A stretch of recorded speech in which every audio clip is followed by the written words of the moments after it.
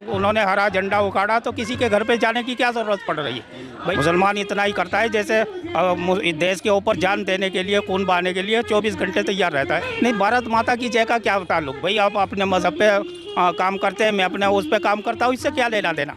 नाम क्या है? मुशर्रफ अली जी।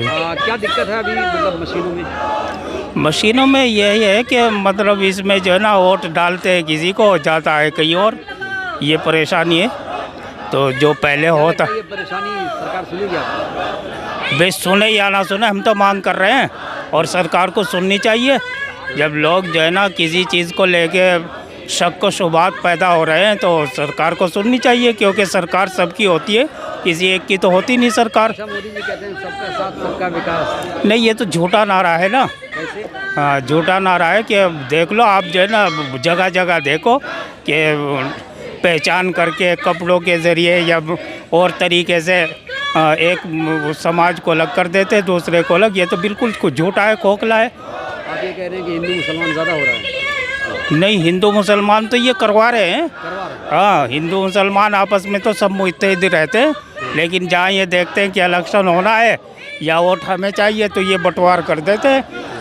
क्योंकि हिंदू अक्सरियत में, मुसलमान अक़लियत में, तो हिंदू सारे इनको वोट दे देंगे। इनका मकसद ये होता है हिंदू मुसलमान करवाने का, तो ये तो करवाया जाता है, होता नहीं। क्या बहराइच में भी ऐसा हुआ? बहराइच में भी ऐसे ही रिपोर्टें आ रही है कि वहाँ भी जो है ना इन्होंने करवाया गया है। जो ये सियासी लोग हैं ये अपनी वोटों की खातिर वो करवाते हैं। अभी जो है ना देवरिया का भी खबर आ रही है कि वहाँ भी हो गया।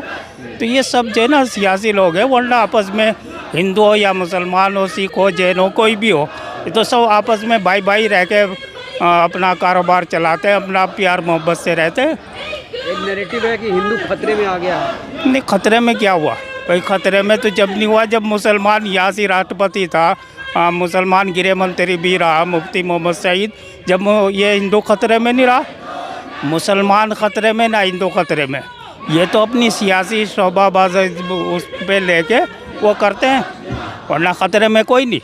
सब अपना करते खाते हैं, किसी को कोई ख़तरा नहीं। लेकिन ख़तरे में ये लोग डाल देते हैं, खतरे में डाल देते हैं। डाल देते हैं। क्या फ़ायदा मिलता है इनको डालने से? इनको सियासी फ़ायदा ये मिलता है कि वोट इनको मिल जाती है, ये इलेक्शन जीत जाते हैं।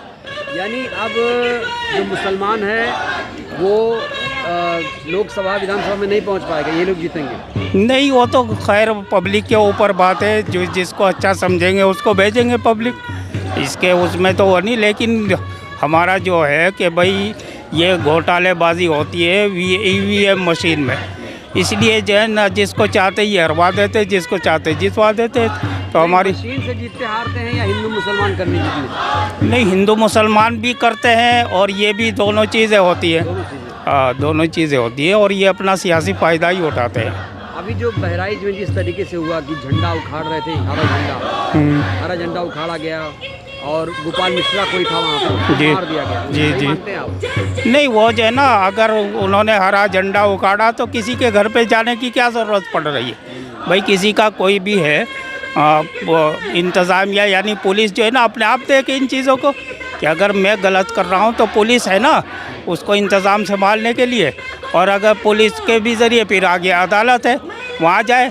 लेकिन अपने हाथ में कानून लेना ये तो सरासर गलत है। और अगर उसको मारा है तो वो भी गलत हुआ भाई, उसको बेचारे को निर्दोष मार दिया, ये भी तो गलत है और वो भी गलत है, दोनों काम गलत है। कि वो अगर झंडा नहीं उखाड़ते तो उसे नहीं मारा जाता? नहीं, ये तो मुझे इतनी जानकारी नहीं कि असल हुआ क्या।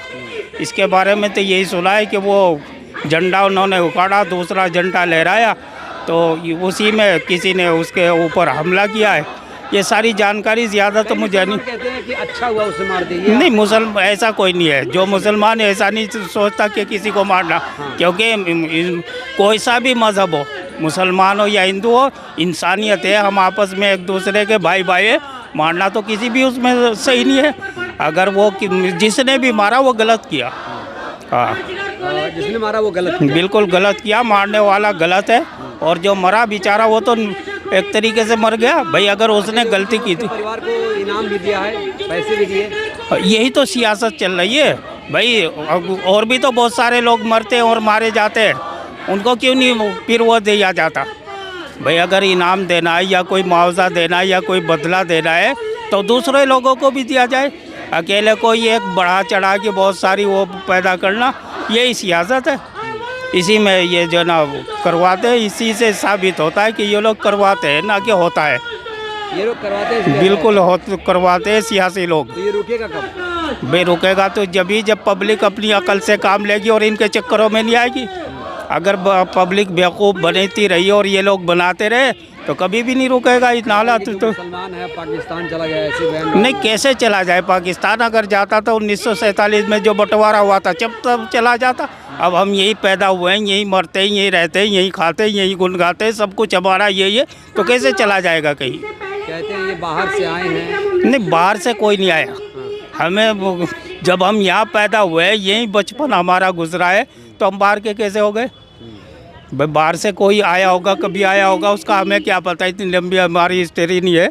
लेकिन हमें ये पता है कि मैं खुद यहाँ पैदा हुआ हूँ, भारत में यही रहता हूँ, यही मेरे बच्चे, यहाँ ये परिवार है, सब कुछ मेरा यही है, तो बाहर का मैं कैसे हो गया? मुसलमान अगर इतने अच्छे तो उन्हें बदनाम क्यों किया जा रहा है? नहीं, बदनाम तो देखो जो है ना किसी को भी कर दे, ये कोई बड़ी बात नहीं है। और अगर किसी ने एक गलती कर दी और उसको सारी कम्युनिटी को बदनाम करना, ये अच्छा नहीं है।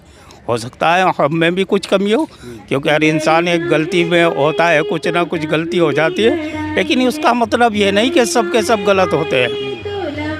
मुसलमान देश से कितना प्यार करता है? मुसलमान इतना ही करता है जैसे देश के ऊपर जान देने के लिए, खून बहाने के लिए 24 घंटे तैयार रहता है। 24 घंटे? हाँ बिल्कुल, हम 24 घंटे तैयार है। सबूत मांगते हैं ये लोग कि मुसलमान देशभक्त नहीं तो हैं। सबूत क्या दे सकते हैं भाई? हमारी पैदाइश यही की, यहीं रहते हैं, यहीं खाते हैं, यहीं गुनगाते हैं, इसी मिट्टी से हम पैदा हुए, इसी मिट्टी में हम दफनाए जाते हैं। कहते हैं मुसलमान भारत माता की जय नहीं बोलता है। नहीं, भारत माता की जय का क्या ताल्लुक भाई? आप अपने मज़हब पे काम करते हैं, मैं अपने उस पे काम करता हूँ, इससे क्या लेना देना? कोई कैसे करता है? जय श्री राम बुलवाया जाता है। नहीं, क्यों बुलवाते हैं? ये गलत है, क्यों बुलवाएं?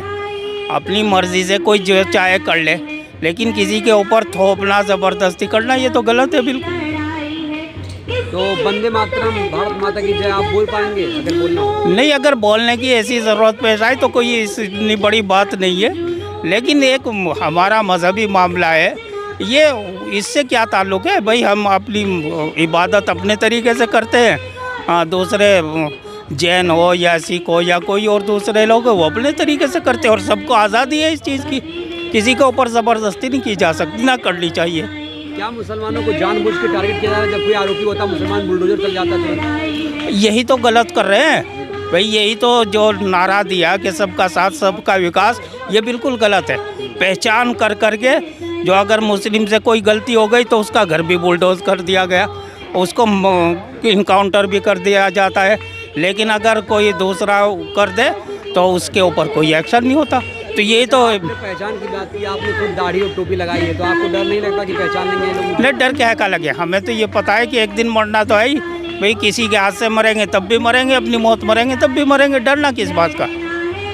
दाढ़ी रखने, टोपी रखने डर नहीं लगता? नहीं, दाढ़ी रखना हमारा एक शियार है, हम मुसलमानों की एक पहचान है, तो इसमें क्या बात है? और इसमें भी कोई अगर नहीं रखता तो कोई जबरन नहीं है, जो रखता है उसके ऊपर भी जबर नहीं है भाई। रख रहा अपनी मर्ज़ी से, नहीं रख रहा वो उसकी मर्ज़ी है। शुक्रिया।